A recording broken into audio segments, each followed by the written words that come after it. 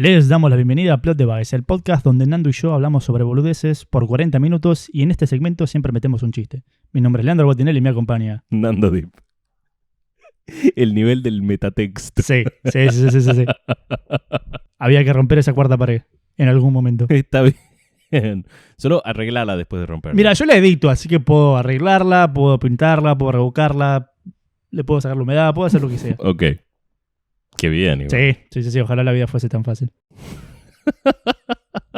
Es como que sacamos... Nosotros vivimos... Afuera del podcast vivimos en 3 dimensiones. Cuando nos sacamos una de esas 3 dimensiones, todo se vuelve más colorido y más sencillo y más lindo. Es bueno eso, claro, sacarte una dimensión, te sacas una dimensión de percepción, pero también te sacas una dimensión de problemas. Lo que me hace pensar que los seres de la quinta dimensión, jodido. Pero bueno, eso es para otro episodio. Es un montón.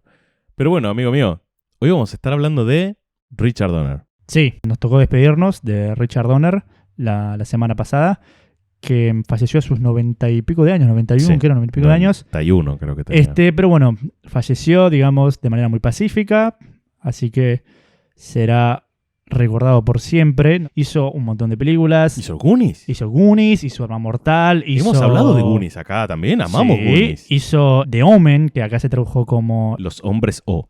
Los hombres... claro, The Omen. No, la profecía. Ahí va. Del niño Demian, que nació con el 666 tatuado en la cabeza de manera lunar. Gran película de terror. Pero bueno, el legado más grande que tiene para nosotros, sin ninguna duda, es el legado de Superman, que es básicamente el legado de la película moderna de superhéroes. Sí. Por escándalo. Sí. De hecho, alguna vez vi, que ya no debe aplicar porque ahora se hacen películas de superhéroes como se hacen panqueques. Sí. No los haces todos los días, pero varias veces por año recibís panqueques. Pero se dan vueltas, sí. Se hacen con receta. Claro. Receta que sacás de hasta celular. Claro. De WikiHow. Pero antes, cuando las películas de superhéroes eran raras, eran cosas que venían cada mucho tiempo, alguna vez vi un documental, que de hecho era un documental sobre el making of de Spider-Man, de Sam Raimi. Sí, señor. En el cual, en el cast and crew, digamos, antes de empezar el rodaje, se hablaba de vamos a hacer un Superman para Spider-Man. Es que sí. O sea, ves la película ya habiendo visto Superman y teniéndola en cuenta y tipo, sí, son los mismos beats, es la misma estructura y es la manera de contar este viaje del héroe, solamente que ahora es un superhéroe. Exacto. Más o menos. En algún otro momento vamos a hablar del camino del héroe y del héroe de las 1000 caras.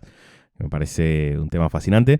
Yo, por más que sea complicado y es medio un juego de palabras decir que el camino del héroe no aplica a los superhéroes. Necesariamente. No aplica.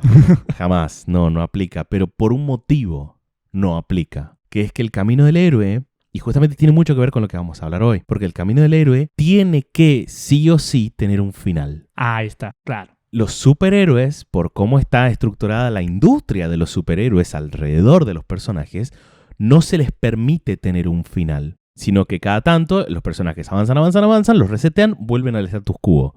Avanzan, hacia otro lado, los resetean, vuelven al status quo. Y es una batalla sin fin, literalmente. Sí, y que de hecho se han hecho comentarios al respecto, un poco rompiendo la cuarta pared. Me acuerdo en She-Hulk que ella en un momento se encontraba con unos personajes de la Golden Age que habían envejecido. Y que estos personajes, que era una señora, era una superheroína de la Golden Age, y que ella le decía, las cámaras los siguen a ustedes, que son la nueva generación de héroes, y por eso ustedes no envejecen. Pero nosotros empezamos a envejecer porque... Nos olvidaron. Porque éramos de la B y que nos conocían. Claro. Por eso nos olvidamos. Sí. Es un hermoso comentario. A la industria de los superhéroes y a cómo funciona todo. O sea, por si no se dieron cuenta, este episodio va a ser full on cape shit. Sí, cape shit, cómics, superhéroes. Sí, máscaras, capas, garras, todo. Y Richard Donner. Y Richard Donner, por supuesto, el padrino de todo esto. Pero sí, porque los superhéroes es un buen ejemplo. Un saludo para todas las personas que nos han dejado de escuchar porque les chupan un huevo los superhéroes. Sí, porque querían ver a Nando con espada, pero bueno, van a tener que ver a Nando con calzones arriba de sus pantalones. Les pido mil. It's the best next thing. Por lo menos me acordé de ponerme los pantalones. No me acordé muy bien qué iba primero, pero me acordé de ponerme los pantalones. El orden es el adecuado. Porque, a ver, los superhéroes tienen esto, ¿no? De que por ahí la gente que no está muy familiarizada dice, bueno, pero ¿quién lo escribe y por dónde empiezo y cómo me meto? O sea, no es como si fuese una saga de libros que dices, bueno, vos lees Superman 1, 2, 3 y 4, 5 y ya termina. Tipo, los superhéroes son continuos, son un río, fluye y vos te metes en cualquier parte del río y vas a encontrar algo distinto. O sea, es algo que se empezó a publicar desde que se creó cada personaje, sea Superman en el 38, Batman en el 39, Spider-Man en el 62, y se sigue publicando actualmente. Es una historia, digamos, hecha por varios autores. Es una historia comunitaria. Cada autor va entrando en diferentes partes del tiempo y va agregando lo suyo. Es algo mucho más amplio. Absolutamente. Y me parece que tiene cosas a favor y tiene cosas en contra. Por supuesto que siempre se habla, ¿no?, de cuánto te suma a una historia si la historia no es tan buena, pero el final es buenísimo. Claro. Entonces te da la sensación que vale la pena verla. Sí, te da esa sensación de como que, bueno, estuve acá, valió la pena, te da ese closure, ¿no? Claro. Te da como esa catarsis de tipo, mira. Y en contraposición, que es un poco lo que nos pasó a varias personas con Game of Thrones, ¿qué pasa cuando una historia estaba muy buena y el final no me deja gusto a tanto? Es un final y basta. Es un final y basta. Y te da la sensación que el viaje no valió la pena. Pero, en ambos casos, ya sea que la historia tuvo un buen final, la historia tuvo un mal final, tuvo un final. En el caso de los superhéroes, no tienen eso. Entonces nunca vamos a poder experimentar, salvo en Elseworlds, en claro, publicaciones historias, alternativas. O sea, en historias fuera de la continuidad oficial. Me acuerdo que antes de que este tipo de historias tuviesen sus sellos, como lo es un Elseworld o un What If, eran como historias imaginarias. Entonces en los 50, en los 60, dice, en esta historia imaginaria Superman y Lois se casan. Pero es imaginaria, entonces vos lees el cómic mañana y no están casados. Y tipo, todas las historias son imaginarias porque la estás inventando. Pero es como que probamos esta historia hipotética dentro de esta realidad inventada de Superman se casó con Lois y ¿qué pasó? Y pasó esto. Bueno, ¿y voy a seguir viendo esto? No. Porque Superman no se puede casar con Lois. No. Tipo, si no avanza. Es como, ok. Entonces como que van probando este tipo de cosas en realidades alternativas. Y es como, bueno, pero si yo quiero ver crecer al personaje, lo quiero ver avanzar, ¿qué onda? O sea, eso lo tiene un poco como en contra. Que claro. Los cómics de a poquito se fueron animando como a comprometerse un poco con la continuidad de los personajes. Un poco de eso se trata la transición de la edad de plata a la edad de bronce. Claro. De que a los personajes le pasen cosas y lo que sea que les pase sea importante. Sí, que haya consecuencias. Y así es como hoy, por ejemplo, tanto Superman como Batman tienen un hijo cada uno. Batman tiene varios hijos, solo tiene uno biológico. Ninguneemos a los otros 50 Robins. Adoptó a todo el orfanato de Ciudad Gótica. Pero, a ver, hacer que los personajes tengan hijos biológicos, y más que hijos simbólicos adoptivos, de alguna manera en el imaginario colectivo le suma madurez, le suma edad a los personajes. Sí. Y entiendo por qué las editoriales esquivaron por tanto tiempo hacer eso, porque de nuevo es mucho más fácil hacer que los personajes vuelvan al status quo después de una batalla cósmica que ha cambiado el rumbo del universo, antes de decir que vuelven, ¿por qué? Y no, porque tuvo un pibe y la verdad que si lo hago que el pibe crezca, entonces él también tiene que crecer y no quiero que él crezca, entonces reseteo todo, ya no tiene hijos. Claro, ese es un tema muy curioso, que muchas veces las editoriales meten eventos cósmicos, acontecimientos extraordinarios dentro del universo para justificarte que la continuidad se ha reiniciado y los personajes tienen 30 años de vuelta. Cuando, qué sé yo, no es necesario. O sea, Los Simpsons se está emitiendo hace 30 años y nadie crece, ¿me entendés? Y no es que hubo una crisis en Springfield y se comieron cosas y tipo rejuvenecieron todo de vuelta, no. O sea, es básicamente eso. Pero bueno, es como que a medida que se va alargando, bueno, es como vamos a ver cómo podemos rellenar y explicar esto. Pero yo creo que al margen de las explicaciones, que por ahí incluso, salvo lo que en el nicho comiquero se le llama la crisis original, que es Crisis en Tierras Infinitas, y algún que otro evento de estos que juntan a todos los personajes para resetear el universo. Sí, Crisis Bulldog, básicamente. Lo interesante para mí siempre es tener como tu propio headcanon, tu propio canon personal, cuando vas a encarar una historia de superhéroes, una historia en cómics, y decir, bueno, yo voy a leer qué es lo que tiene, y por esto es algo que me parece que las historias que tienen final no pueden tener, o es mucho más difícil que tengan, y es algo que sí tienen a favor las historias de superhéroes, que es, quiero ver qué me cuenta este autor o esta autora con el status quo de este personaje. Claro. Claro, Entonces, ¿cómo puede jugar con este status quo ya establecido? exacto. Entonces, de repente, ¿cuál es el status quo archi recontra establecido de los X-Men? Por poner un ejemplo, ¿no? Pero el status quo de X-Men es que tienen como sus disfraces coloridos. Dentro de todos, creo que todos más o menos tienen algo de azul o algo de amarillo o algo de azul y amarillo porque son todos de boquita. Creo que el amarillo es el color que siempre está, hasta en los trajes de cuero de Bryan Singer hay líneas amarillas. Sí. Tipo, el amarillo siempre está presente. Kind of blue and gold. Pero además de eso, como status quo de X-Men, podemos decir que el profesor Xavier es el director de la escuela. Claro, sí, es la porque escuela. Youngsters, además es la escuela en donde los mutantes van a estudiar y van a aprender a usar sus poderes, pero además funciona como un hogar porque los mutantes son discriminados. Dentro de esa escuela, los estudiantes más avanzados son Cíclope, Jean Grey y Tormenta. Claro, que después se pueden convertir en profesores también. Después, claro, pero eso ya es como más a futuro. Yo te hablo de como el status quo, todas estas situaciones que nos hacen sentir en casa con X-Men, es todos estos personajes bajo la dirección del profesor Xavier. Sí, o sea, básicamente lo establecido por la serie animada de los 90, que es el hito de X-Men, que de hecho, o sea, es algo que impactó tanto en la cultura popular que, no sé, vos agarrás chistes de Instagram, de dibujitos, tipo, y te aparece, Cíclope, compra pan, ¿me entendés? Y son los dibujos de los 90, ¿me entendés? Porque eso es lo que es universalmente conocido como X-Men, o sea, son los X-Men en el imaginario colectivo. Sí, y yo pienso que hay elementos de toda esa mística de X-Men que son parte del status quo y que a lo largo de los años se fue jugando con esos elementos. Y que cuando vos jugás con esos elementos, está perfecto cuando vos agarrás justo el cambio, agarrás justo ese cómic o agarrás justo ese episodio en el cual las cosas cambian y decís, esto es divertido, esto está muy bien, pero si justo te salteaste eso, de repente, a ver, algo que caracteriza al profesor Xavier, que él está caracterizado desde el principio como es un personaje que tiene la mente tan poderosa que tiene el cuerpo débil. Claro, es como bajame un poco a este personaje, tenés muchos estatus mentales, ponele tipo -1 físico, tipo... Es que sí, y está caracterizado desde ahí, desde el minuto 1, y esa era la idea de Stan Lee y Jack Kirby. Sin embargo, el profesor Xavier ha recuperado la capacidad de caminar múltiples veces. ¿Por qué? Porque cada vez que recupera la capacidad de caminar, también que cuando ya leíste 1000 cómics en los que él vuelve a caminar, es como, ok, sí, Xavier, ya... Claro. Pienso en el meme este de los Simpsons, que es Homero haciendo la vertical y la madre diciendo, sí, ya te vi. Sí, ya te vi. Claro, como, mira, sí, puedo caminar, dice Xavier, como, sí, Xavier, ya te vimos. Pero la primera vez, que yo creo que la primera vez que yo lo vi caminar a Xavier fue como, no sé, la vez 54 que volvió a caminar. Claro. Para mí fue muy como, wow, el profesor Xavier puede caminar. Y sin embargo, eventualmente va a volver a perder la capacidad de caminar porque necesitas volver a esa mística, a ese status quo, a esa idea de que este personaje tiene la mente muy poderosa pero el cuerpo débil. Pienso en otro elemento también de la mitología de los X-Men, que es la habitación del peligro. Claro, sí, dentro de la mansión. Que en la serie animada aparece un montón y que de hecho...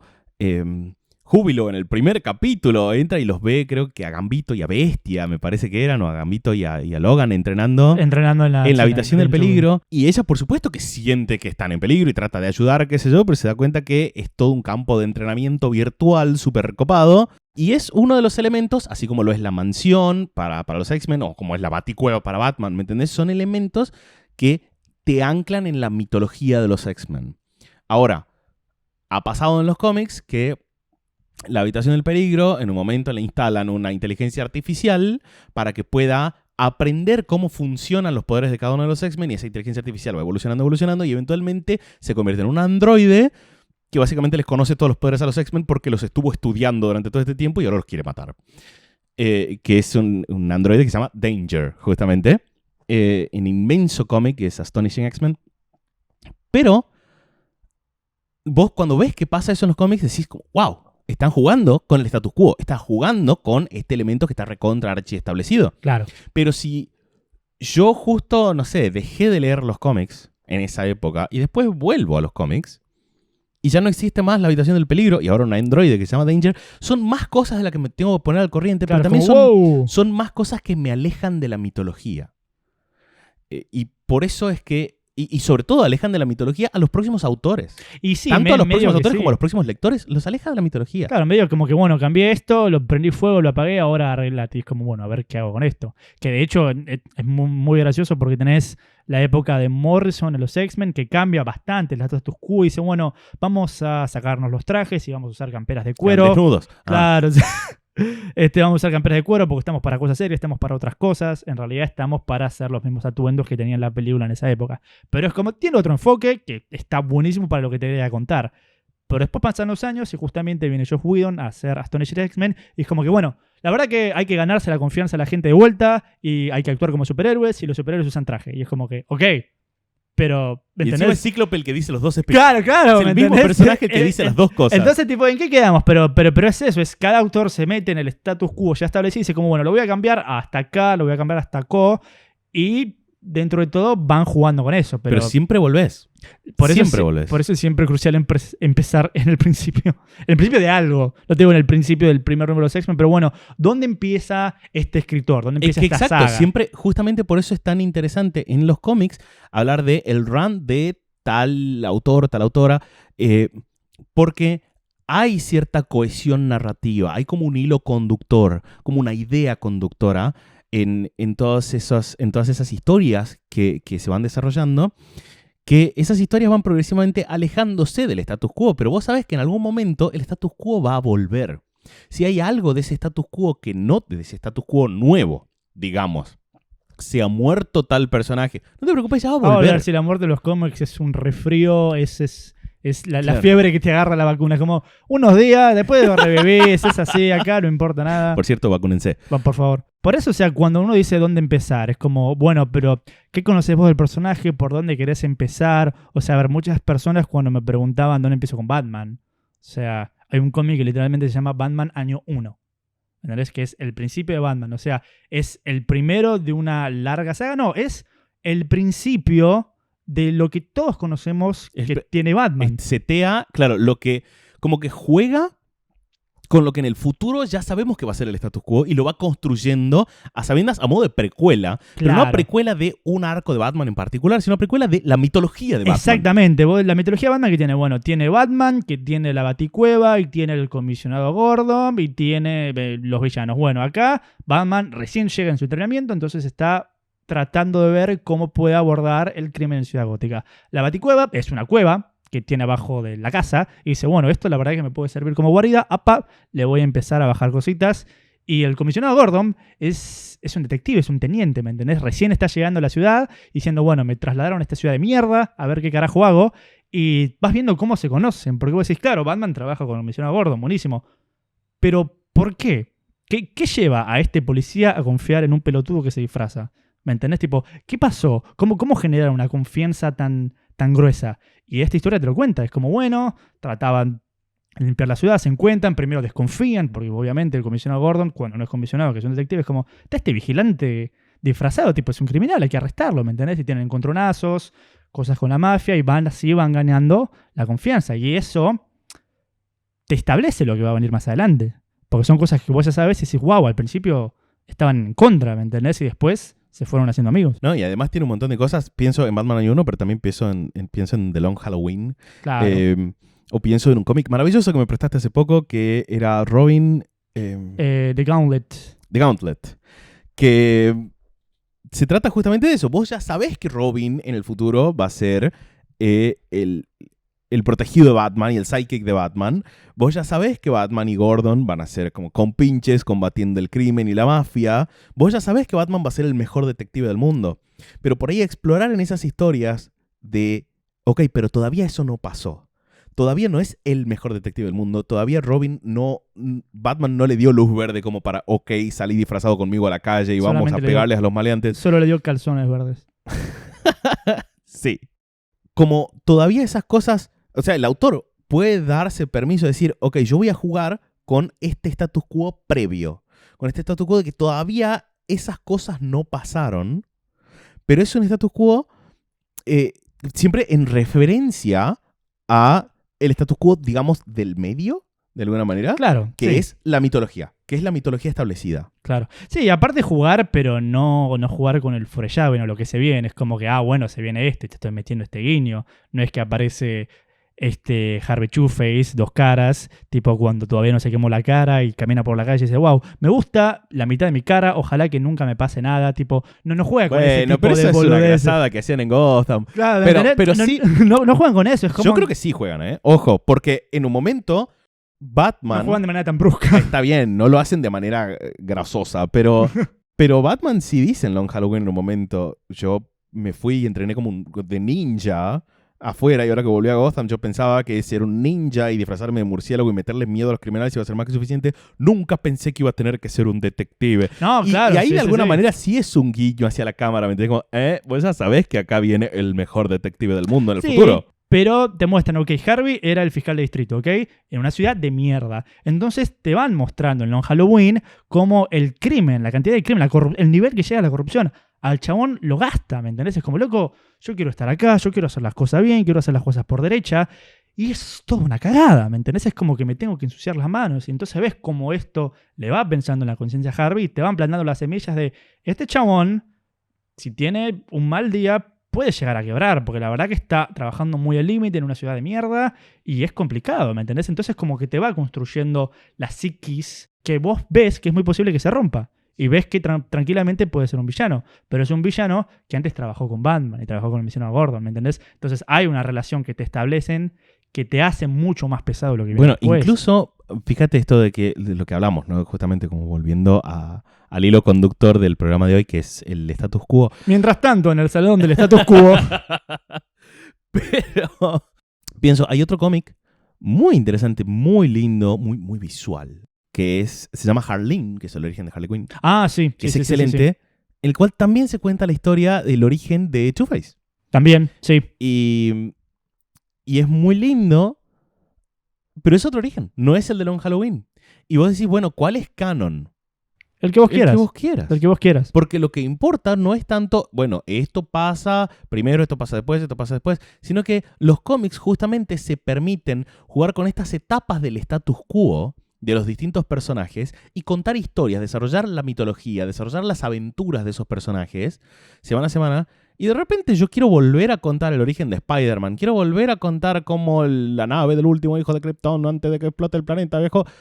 Y lo puedo contar. Y de repente quiero contar, no, porque resulta que el papá de Superman en realidad pateó la mesa con el pie descalzo, entonces llegó ringueando a la navecita antes de mandarlo al hijo. Y eso es canon, y un poco, lo dijo Geoff Johns hace poco, es canon si vos querés. Claro. Ya fue. Lo que importa es que yo autor, me estoy agarrando de momentos de ese status quo, siempre teniendo como base el status quo del medio. Entonces esto pasa antes o pasa después. Pero siempre está el status quo grande del medio. Esto pasa antes, pasa durante, pasa después. Y juego con eso. Pienso en historias como del futuro, como puede ser El regreso del Caballero Oscuro, que pasa hacia adelante. ¿Ok? Es una historia en la que Batman está viejo. ¿Eso quiere decir que a partir de ahí todas las historias que yo cuente con Batman van a ser Batman cada vez más viejo? No. Claro, no. Es ese status quo que se toma como referencia del status quo del medio. ¿Es el Batman super copado de 35 años que es un ninja y es un detective? No. Es Batman 20 años o 30 años después. Claro. Este Batman está viejo. Está viejo, está ganoso, está borracho, está harto. La palabra es harto. Está hartísimo. Que es de vuelta a estas historias imaginarias. Tipo, mira, esto es una historia fuera de la continuidad normal. Es como, pero es que incluso la continuidad normal... Batman año 1 está dentro de la continuidad normal, en publicación. Sí. Y sin embargo... Sí, no te cambia nada, Pero es, a ver, dentro de la... Según Frank Miller, Batman año 1 está dentro de la misma continuidad que Dark Knight Returns. Claro, porque lo escribió, por eso. Entonces, por eso la continuidad son los padres. Son lo que vos querés jugar. Pero no, pero es muy interesante justamente esto de la continuidad del medio y, o sea, volviéndolo en Halloween, que te muestra el ascenso de los villanos, porque la continuidad del medio es como Batman contra los villanos. Contra el Guasón, contra el Acertijo, contra el Pingüino, pero lo que te establecen, que viene antes que eso, es Batman contra la mafia. Es como, che, mirá, Ciudad Gótica era una cagada, estaba lleno de mafiosos, lleno de corruptos, Batman dice, los voy a asustar vistiéndome de murciélago, y ahí empieza esa batalla. Pero lo que te plantean estas obras en particular es que él, al ponerse la capa y la capucha, le abrió la puerta de, ¿sí? ¿Vale todo? que este se viste de murciélago y me pegue, ¿vale? Bueno, le va abriendo la puerta a estos villanos, esos chabones que dicen, che, vale todo, bueno, listo, yo me voy a vestir de planta, yo me voy a vestir de zombie, yo lo que sea, y es como que te hace que una reacción en cadena termine en lo que vos conocés como el status quo del medio, que son los villanos, los coloridos. Cómo cambió la ciudad de los mafiosos a los villanos. Que un poco es... Me parece muy interesante, como mencionaste. Mira, que habíamos planeado solo hablar del Cape Shit. Me parece muy, muy interesante y muy importante la relación que trazás con los Simpson. Porque los Simpson están en un status quo constante. Batman está perpetuamente en su edad de 35-ish años, así como Bart está perpetuamente en su edad de 8. De 10, Lisa tiene 8. 10. Pero sí, Ahí va. es que en varias sitcoms animadas, si se quiere, como es Los Simpsons, como es South Park, como es Rick and Morty, si se quiere. O sea, Rick and Morty hace 5 años que salió y Morty siempre tiene 15 años, ¿me entendés? Claro. South Park hace 20, 30 años que salió también y siempre tiene 8, ¿me entendés? O sea, es esa continuidad estable. Sí, pero lo que me parece interesante, y por eso es que destaco tanto que lo hayas comparado con Los Simpson, es que Los Simpson tienen un montón de Secret Origins. Ah, sí, por supuesto. Todo el tiempo juegan Por supuesto. en referencia a este status quo del medio. Como, bueno, vos ya sabés que los Simpsons viven así. Ok, pero a que vos no sabías que en realidad Homero era parte de los Beatles. Pero los Beatles en este universo se llaman los Borbotones. Claro, y que de vuelta Homero también tuvo una banda que era como Nirvana, no sé, ese capítulo era de los estrenos en ese momento, me chupaba un poco. Pero es como que sí, van agregando un montón de cosas en esos años del medio. Que es muy curioso eso, porque ese episodio de que Homero está en una banda como Nirvana, que yo, es como que Nirvana fue en los 90 y los Simpsons salió durante los 90. Pero este episodio, como es después de los 2010, claro, necesitan que Homero tuvo una banda de Nirvana. Es como, no me sea igual que bueno. Los Simpsons en los 90 hablan por teléfono y después hablan con smartphone. ¿Me Exacto. Llega un momento con los superhéroes pasa exactamente lo mismo. Ya no importa que no cierre la continuidad, porque lo que estamos haciendo como autores, digo yo, Nando de una tierra alternativa que escribe Los Simpsons y Nando de otra tierra alternativa que escribe a Batman. Lo que estamos haciendo nosotros dos, Nandos, que escribimos estas franquicias mega millonarias. Bájate de Los Simpsons a la temporada 10, por favor. No, yo la escribí, de hecho, cuando la escribo yo, Los Simpsons va por la temporada 47. Ay, que sos el mal. Pero son cada vez mejor. Ok, bueno, es ese tipo de tierra. Ok, copado, dale. Sí, bien. Listo. De hecho, me sirve. Fox compró a Disney ¡No! por lo bien que le va a Los Simpsons. ¡No! Es una realidad muy oscura. Claro, sí, todo por culpa mía. No, de hecho, los X-Men ahí están buenos, usan trajes de colores, las historias también adaptadas. Sí, usan trajes todos amarillos en referencia a Los Simpsons. La tierra Simpson. Pero, digo, lo que hacemos como autores es jugar con la mitología, pero aún más, jugar con el status quo. Pienso, todos sabemos que Homero es pelado, ¿verdad? Y que tiene estos semicírculos de pelo, tipo, arriba de la cabeza, porque son los 3 pelos que le quedan. Ahora, ¿Homero perdió el pelo porque se inyectó una vacuna experimental y dijo, venga el líquido? ¿O perdió pelo porque Bart lo hacía renegar y porque la mujer le dijo que estaba embarazada? Porque yo cada vez que se estaba perdiendo el pelo. Sí. Entonces, tiene 2 orígenes secretos la pérdida de pelo de Homero. ¿Cuál es canon? La que vos quieras. Estamos jugando con el status quo. Estamos jugando con el status quo del medio. Y te estamos contando qué puede haber pasado antes. No importa cuál es la canónica. Lo que importa es que vos te diviertas en este capítulo de Los Simpsons que te estamos contando. O que te diviertas en este run de Batman o de Nightwing o de Spider-Man que te estoy contando. Tal cual, sí. Lo que importa es el status quo. Como diría March, el libro que te leía March, los placeres del status quo. El status quo, ay caramba, sí. No, es que... Es que el tema es ese, sí, sobre todo cuando la historia no tiene fin y el fin se lo tenés que poner vos imaginariamente, o historias que dicen, bueno, así termina esta historia en este futuro, o historias que por ahí capaz que avanzan, tipo, bueno, tuvimos este status quo durante todo este tiempo, vamos a hacer que los personajes avancen, pero un poquito. Vamos a hacer que Superman que se case con Lois finalmente y que tenga un pibe, pero hasta ahí. Vamos a hacer que Spider-Man crezca, pero hasta ahí. Que crezca lo suficiente para dar clases en una escuela pública. Uf, qué buen cómic. Pero hasta ahí, ¿me entendés? Claro. Tipo, ya más no, porque si no, la gente no se puede identificar. Es como, se va a identificar gente más grande que creció con el personaje. Bueno, para mí Spider-Man, ya hablamos de Superman Lois igual, que quiero que me cuentes mucho porque yo no la empecé a ver todavía. Gran serie. Tipo, llega a HBO Max ahora el 22 de julio y yo la voy a maratonear cuando llegue a HBO Max. Yo no sé por qué medios ilegales la habrás visto vos, No, yo viajo a Estados Unidos toda la semana y la veo en la tele. Sí, Ahí va. sí. Muy bien. Olvídate. Señor única FBI, por favor, sáqueme la el única manera de puntero láser verla del pecho. sin HBO, por supuesto. ¿Qué? Claramente. ¿Cómo te pensás que voy a... Más vale que está buena la serie por cómo me salen los episodios. Pero hablando de estas edades perpetuas que tienen, ¿no? Es como que la edad perpetua del Hombre Araña es entre 28 y 33 años, más o menos. Más tirando a late 20s, pero sí. Sí, por eso, late 20s, early 30s. Sí. La edad perpetua de Batman para mí es entre 35 y 40. Sí, es que a veces lo hace más joven el hijo de puta, sí. Sí, pero... Sí. O sea, yo siempre lo vi como que todos los superhéroes grandes... Pero es como cuando te dicen que Seiya tiene 12 años. Dale, chabón, Sí, estás sí. hecho mierda si tenés 12 años. Es que, a ver, es como que Superman, Batman siempre van a ser como los héroes más experimentados y Spider-Man es como que siempre se lo va a ver como el joven. No el pibe, pero el joven, ¿me entendés? Y tipo, tiene las mismas aventuras que tuvieron los otros dos y está re canchero igual. Pero siempre se lo ve como el más jovenzuelo. Es más joven. Bueno, para mí, Superman, así como Batman tiene perpetuos entre 35 y 40, Superman tiene perpetuos, para mí, en mi canon personal, entre 33 y 37. Bien. ¿Por qué tan específico? No sé, pero estoy muy cómodo con Uno es el imaginarme- Superman de Snyder por los 33 y el otro no sé. Claro. Sí, lo más probable es que hayas tenido 33 No, años. tiene 36 años posta. ¿Ah, sí? El Man of Steel dice tengo 36 años. No te estoy jodiendo. ¿Te pensás que Snyder se lo iba a perder? Es que está muy bien. Pero sí, son esas edades, O sea, esa es la edad que tiene Spider-Man, ponele en los cómics, en la continuidad común, normal, corriente, aunque en las películas siempre lo hace más joven.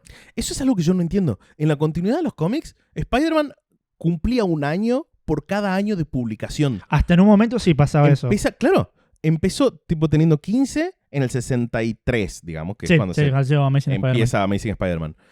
En el 64 tenía 16, en el 65 tenía 17 y así hasta que entró en la universidad. Si vos te pones a pensar, él entra a la universidad en el Amazing Spider-Man 31, que es más o menos 3 años de publicación después de tener 15 años. Claro, sí. Entonces, hasta ese momento iba cumpliendo un año por año de publicación. Después ya se empezó a estirar como chicle el tiempo y después quedó clavadísimo entre los 25 y los 28. Yo no puedo decir nada porque yo empecé la carrera hace 10 años y todavía no la terminé. Así Está que muy es bien, una buena pero- metáfora quedarse congelado en la facultad Pero para por favor, siempre. cumplí años rápido, así te puedes vacunar. Después Pero- te quejas de que no estás en el rango de edad para vacunar. Yo trato de hacer lo que puedo, voy a envejecer más rápido. Pero no, bueno, a ver, Spider-Man es eso. O sea, por más de que cumple años y crees que se case, tratan de hacerlo siempre más joven. Es como, ok, no te vamos a sacar edad, pero te vamos a sacar responsabilidades. ¿Me entendés? Cuando se llega al punto de que, ok, Justamente cuando Spider-Man se trata de la responsabilidad. ¿me entendés? O sea, cuando llega el punto de, ok, bueno, estoy con mi esposa, MJ, y estoy con mi trabajo de profesor de secundaria, ¿me entendés? Es como que soy un adulto, estoy establecido, está todo bien.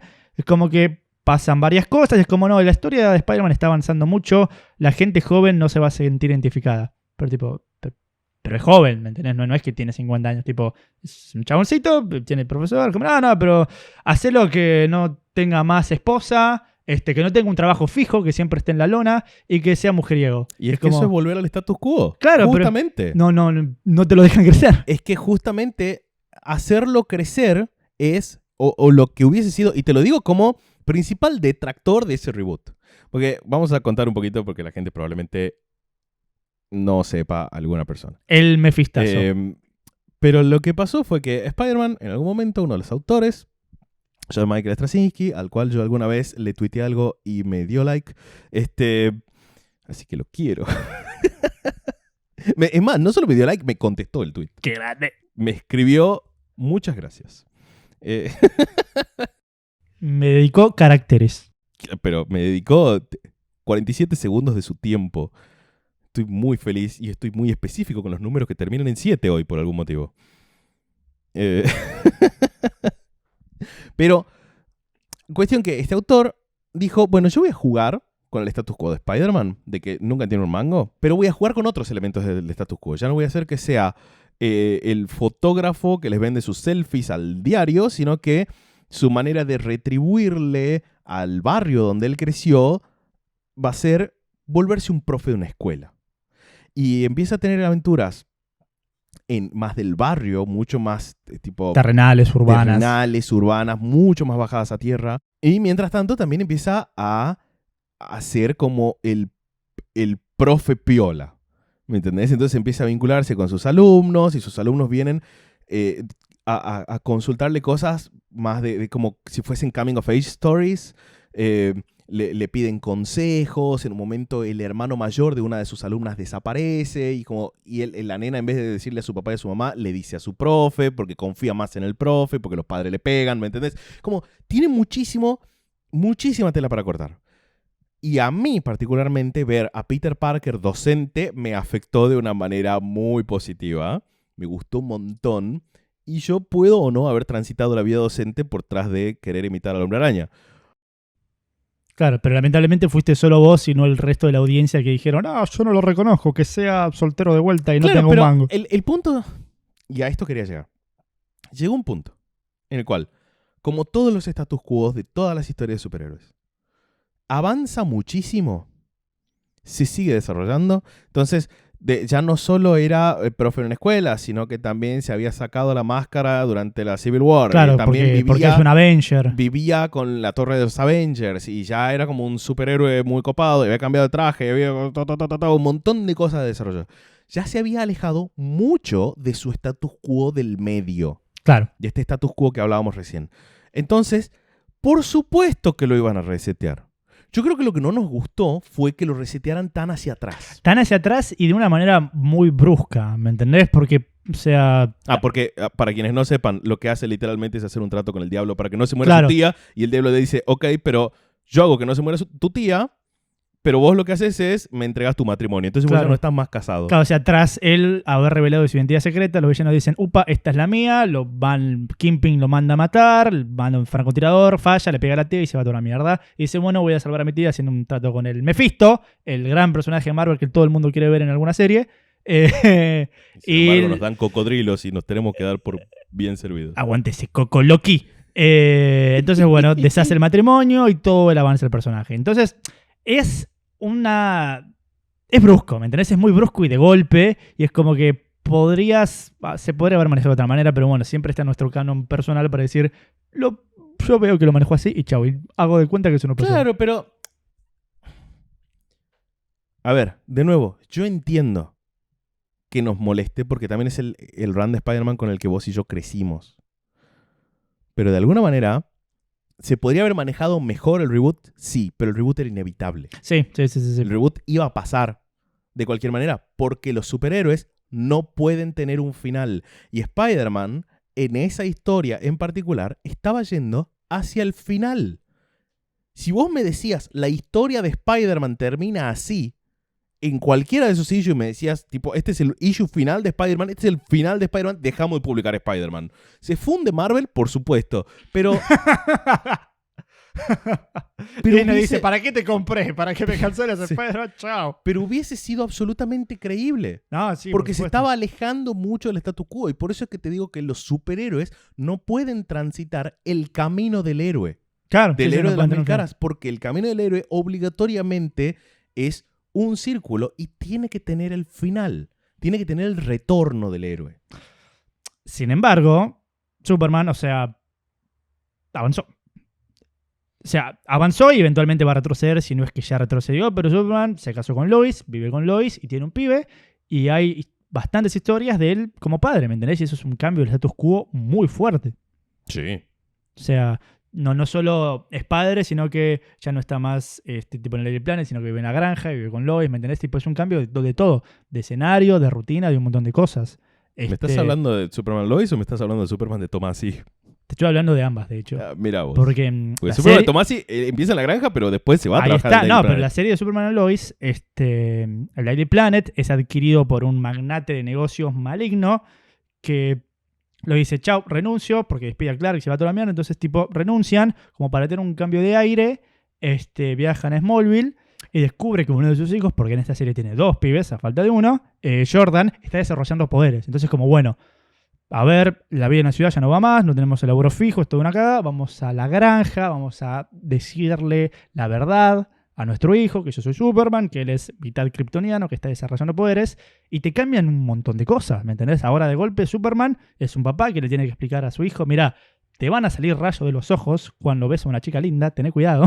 Y te cambian todo, ¿me entendés? O sea, ya Clark... Es como el sangrado de la nariz de los japoneses, pero mucho más Pero, violento. pero no tenés idea. O sea, ya Clark no... O sea, no es... Bueno, tengo que ir y hacer mis notas para el diario y tengo que aparentar tonto en la oficina para que no reconozca. No, Superman es un papá que está en la casa, que le explica al pibe, che, mira, esto es así. Lois sigue siendo una periodista, pero ahora está en el pueblo, en la granja, ¿me entendés? En el diario local. Entonces es otro ambiente, otra vibe, un montón de cosas distintas.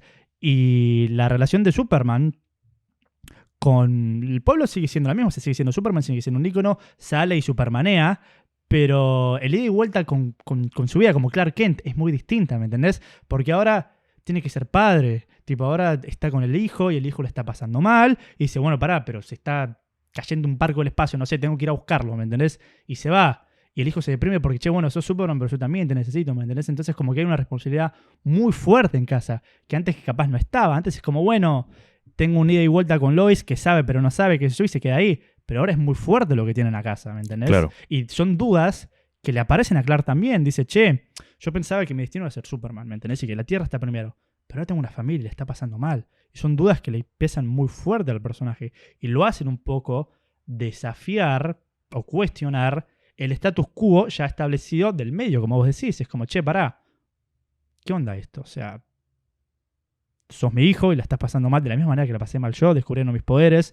Debería quedarme con vos. ¿Cómo debería ser? Es, digamos, una manera muy interesante de plantear qué tanto podemos estirar este crecimiento de los personajes, ¿me entendés? O sea, incorporada en los mismos conflictos de Superman. Absolutamente. Absolutamente. Que de alguna manera es a saber, la serie, y esa es una gran ventaja que pueden tener las series en comparación con los cómics. Porque la serie sí puede tener un final. Claro. Que puede ser el final abrupto por una cancelación o puede ser un final orgánico porque fue planeado como final. Claro. Pero las series eventualmente terminan, los contratos con los actores y las actrices terminan y ya está. Entonces, los guionistas tienen que redondear la historia de alguna manera. Claro. Sí, podríamos decir que las series, de alguna manera, son como estos runs, como estas etapas de escritores. Porque por ahí tenemos esta serie de Superman y Lois que tiene 2 pibes y eventualmente termina. Y 2, 3, 5 años después sale otra serie de Superman y es joven, ¿me entendés? Porque es otro Superman y es otra continuidad y es otro universo que yo. Pero en última instancia, lo que me parece como más interesante de todo es asumir que la continuidad no importa. Básicamente. Lo que importa es el status quo. Que en todo caso, lo que importa es que cada autor o autora defina cómo es el status quo del que parte para jugar con esa mitología y para contarnos esas historias. Que puede ser una historia de Batman, de Nightwing, de Superman, de Spider-Man o de Bart Simpson. Es jugar con la mitología recontra establecida a saber que cuando te toque pasar la máquina de escribir a la siguiente generación puede agarrarse de algo que vos hiciste o no. Puede decir, ok, esa historia ya terminó, yo ahora voy a resetear todo esto porque quiero jugar con la mitología clásica. Y está perfecto. Y por eso justamente me parece que es un hermoso homenaje, hablar del status quo, es una hermosa manera de homenajear a Richard Donner. Porque sus películas no solo se tratan de establecer el status quo de Superman, sino que cuando terminan, Superman se está alejando tanto de su status quo que lo resetea. Literalmente vuelve en el tiempo. Vuelve en el tiempo 2 veces. O sea, vuelve en el tiempo o, bueno, en la segunda película le borra la memoria a Lois para que el status quo permanezca. Ese juego de, pero Lois sabe o no sabe que Clark Kent es Superman, permanece en nuestra imaginación. Porque las películas de Richard Donner terminan en la segunda. Y después existen Superman 3 y 4 y Superman Returns que son cuestionables. Pero es una linda palabra, cuestionables. Son controversiales. Ahí está. Brandon Routh es un gran Superman. No, sí, Superman Returns. Pero sí, a ver, es eso de la ilusión de cambio, ¿me entendés? Es tipo, parece que están pasando cosas, parece que hay cambios, pero en realidad sigue siendo todo lo mismo. Es cómo podemos estirar esta cárcel, que de alguna manera es el status quo, para dejar que el personaje respire. Yo creo que las mejores historias logran un buen equilibrio. Logran como, bueno, voy a conservar lo mínimo indispensable, conocido, del status quo, pero también voy a agregar cosas nuevas y voy a hacer que cosas evolucionen para poder respirar un poco al personaje. Son personajes con 80 años de publicación y hay cosas que hay que cambiar, pero siempre con respeto de lo que vino antes. Sí, de la mitología. De la mitología y de lo que te dio el personaje, ¿me entendés? O sea, justamente Richard Donner decía, hay que tenerle respeto al material de origen, hay que aceptarlo como es y hay que adaptarlo de la mejor manera que vos puedas, con pasión. Y él lo hizo, haciendo la blueprint, el plano para las películas de superhéroes modernas. Absolutamente. Así que bueno, me parece como buena recomendación que lean cómics de superhéroes. ¿Por qué no? Lean cualquier cómic de superhéroes que les pinte la gana. Que nos comenten abajo, like, subscribe y campanita. Pero que nos comenten abajo también qué personajes o grupo de personajes identifican con qué status quo, con Claro. qué elementos de la mitología del personaje les hace sentir que, ok, esto es una historia de X-Men, es una historia de Batman, porque está la Baticueva o porque está la habitación del peligro. Claro, o si no también, eso por un lado y si no por el otro, leí esta historia que no tiene nada de eso porque es una historia alternativa, porque es un what if, y la verdad que me gustó mucho cómo juegan con esa falta de cosas. Me encanta que Superman sea ruso, de Absolutamente. golpe, ¿me Y entendés? comunista. Y comunista. Y baile de Rasputín, ¿me entendés? Temazo. Entonces, un poco de esas cosas. Como me gusta cuando los personajes están en casita y casita es esto. Y me gusta cuando los personajes están en Rusia y Rusia es esto, ¿me entendés? ¿Cómo pueden jugar con estas cosas? Y más importante de todo, que nos digan para ustedes, para cada una de las 250.000 millones de personas, o 3, tipo Mario y 2 más, que nos van a comentar aquí abajo, ¿cuál es la pérdida de pelo canónica de Homero Simpson? Ah, sí, mal.